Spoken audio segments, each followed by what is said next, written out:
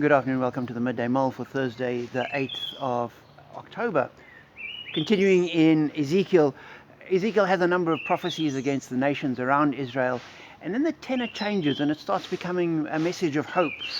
And in chapter 34 he begins by saying to the leadership of Israel, "You are failed shepherds, you have not looked after my people."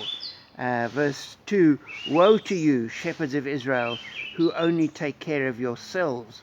Should not shepherds take care of the flock?" And he speaks against them, that they've looked after themselves, but the sheep have been scattered. The flock is not there. They are not taken care of. And so he picks it up in verse 11. "For this is what the sovereign Lord says, I myself will search for my sheep and look after them.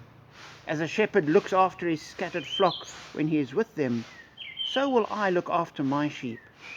I will rescue them from all the places where they were scattered on a day of clouds and darkness.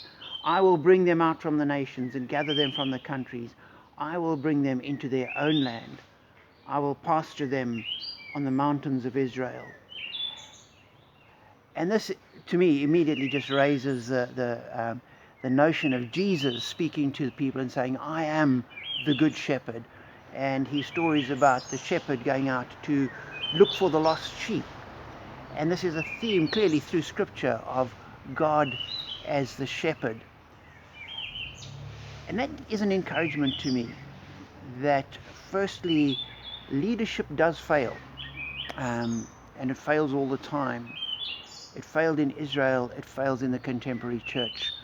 But we recognize the leadership is there to help people, but they are not the ultimate shepherds. They are not the people we look to. We look to the God behind them. And this is a God that has said, "I am the good shepherd. I will find my sheep. I will bring them in. I will pasture them. I will take care of them." So that is God's promise to us. And that is an encouragement, a hope, and a blessing. Know that that is true for you.